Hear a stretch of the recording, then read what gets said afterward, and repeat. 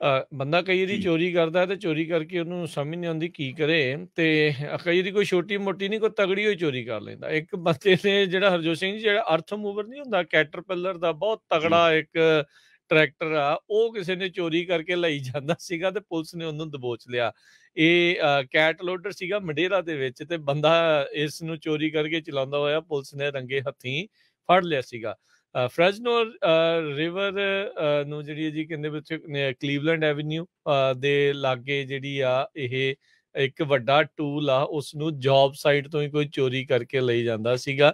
ਸੋ ਜਿਹੜਾ ਮਾਲਕ ਸੀ ਨਾ, ਉਹਨੇ ਤੁਰੰਤ ਪੁਲਿਸ ਨੂੰ ਕਾਲ ਕੀਤੀ ਤੇ ਪੁਲਿਸ ਨੇ ਉਸਨੂੰ ਜਿਹੜਾ ਉਹ ਫੜ ਲਿਆ।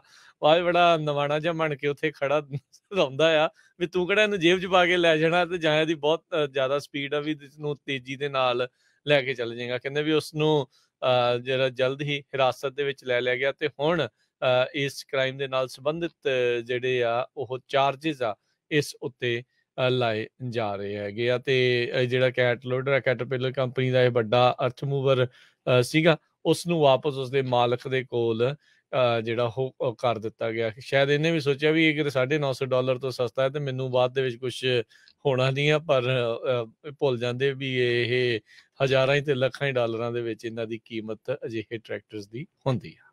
ਬਿਲਕੁਲ ਠੇਲਾ ਚੋਰ ਆਪਾਂ ਕਹਿ ਸਕਦੇ ਹਾਂ। ਸਹੀ ਤੇ ਗੱਲ ਆ। ਅਗਲੀ ਖਬਰ ਵਿੱਚ ਚਲੀਏ, ਲਾਸ ਐਂਜਲਸ ਤੋਂ ਆ ਰਹੀ ਆ। ਬੀਤੇ ਵੀਕਐਂਡ ਦੇ ਦੌਰਾਨ ਲਾਸ ਐਂਜਲਸ ਦੇ ਵਿੱਚ ਇੱਕ ਪਾਰਕ ਦੇ ਵਿੱਚ ਕਾਫੀ ਵੱਡਾ ਮੇਲਾ ਚੱਲ ਰਿਹਾ ਸੀ।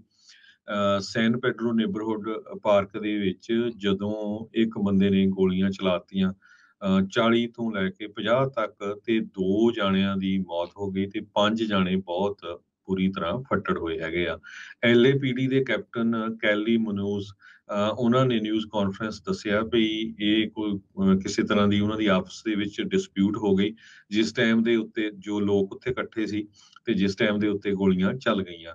ਪੈਰਾਡੈਮਿਕਸ ਜੋ LA ਫਾਇਰ ਡਿਪਾਰਟਮੈਂਟ ਤੋਂ ਉਹ ਉੱਥੇ ਗਏ ਤੇ ਸਪੋਕਸਪਰਸਨ ਉਹਨਾਂ ਦੇ ਐਰਿਕ ਸਕਾਟ, ਉਹਨਾਂ ਨੇ ਦੱਸਿਆ ਵੀ 4 ਮੈਨ ਤੇ 3 ਵਿਮਨ, ਉਹਨਾਂ ਨੂੰ ਹਸਪਤਾਲ ਲਿਜਾਇਆ ਗਿਆ। ਸਾਰਿਆਂ ਦੀ ਏਜ 23 ਸਾਲ ਤੋਂ ਲੈ ਕੇ 54 ਸਾਲ ਤੱਕ ਆ। ਕਿਸੇ ਦੇ ਨਾਮ ਹਜੇ ਤੱਕ ਰਿਲੀਜ਼ ਨਹੀਂ ਕੀਤੇ ਗਏ ਹੈਗੇ, ਪਰ 2 ਜਾਣਿਆਂ ਦੀ ਮੌਤ ਹੋ ਚੁੱਕੀ ਆ, 5 ਜਾਣੇ ਬੜੀ ਬੁਰੀ ਤਰ੍ਹਾਂ ਜੋ ਫੱਟੜ ਹੋਏ ਹੈਗੇ ਆ। ਇਹ ਜੋ ਪਾਰਕ ਹੈਗਾ, Peck Park, 20 mile south of downtown Los Angeles ਹੈਗਾ। ਕੌਂਸਲਮੈਨ ਜੋ ਬੁਸਕਿਆਨੋ ਉਸ ਏਰੀਏ ਨੂੰ ਰਿਪਰੈਜ਼ੈਂਟ ਕਰਦੇ ਆ। ਤੇ ਹੁਣ ਦੇਖੋ ਵੀ ਪਾਰਕਾਂ ਦੇ ਵਿੱਚ ਵੀ ਇਦਾਂ ਦੀ ਜੋ ਸ਼ੂਟਿੰਗ ਚੱਲਦੀ ਆ। ਹਾਲਾਂਕਿ ਉੱਥੇ ਦੇ ਲਾਸ ਐਂਜਲਸ ਕਾਉਂਟੀ ਦੇ ਜੋ ਕੌਂਸਲਮੈਨ ਹੈਗੇ ਆ, ਉਹ ਇਹ ਕੋਸ਼ਿਸ਼ ਕਰ ਰਿਹਾ ਪਿਛਲੇ ਲੰਮੇ ਸਮੇਂ ਤੋਂ ਵੀ ਲਾਸ ਐਂਜਲਸ ਪਾਰਕ ਰੇਂਜਰਸ ਦੇ ਕੋਲ ਫਾਇਰ ਆਰਮ ਹੋਣਾ ਚਾਹੀਦਾ ਆ, ਜੋ ਗਵਰਨਮੈਂਟ ਦੇ EMPLOYEE ਆ। ਲੀਗਲੀ ਉਹ ਫਾਇਰ ਆਰਮ ਨਹੀਂ ਲਿਜਾ ਸਕਦੇ। ਕਹਿੰਦੇ ਜੇ ਉਹਨਾਂ ਦੇ ਕੋਲ ਹੋਵੇ ਤਾਂ ਥੋੜਾ ਸੇਫ ਹੋ ਸਕਦਾ ਹੈਗਾ। ਜਿਸ ਤਰ੍ਹਾਂ ਪਿਛਲੇ ਦਿਨਾਂ 'ਚ ਆਪਾਂ ਇੰਡੀਆਨਾ 'ਚ ਦੇਖਿਆ ਸੀ ਵੀ ਇੱਕ ਸ਼ੂਟਿੰਗ ਦੇ ਦੌਰਾਨ ਇੱਕ ਨੌਜਵਾਨ ਦੇ ਕੋਲ ਗਨ ਸੀ ਤੇ ਉਸਨੇ ਸ਼ੂਟਰ ਨੂੰ ਉੱਥੇ ਮਾਰ ਦਿੱਤਾ ਸੀ ਤੇ ਉਹਦੇ ਨਾਲ ਕਾਫੀ ਬਚਾਅ ਹੋ ਗਿਆ ਸੀ ਲੋਕਾਂ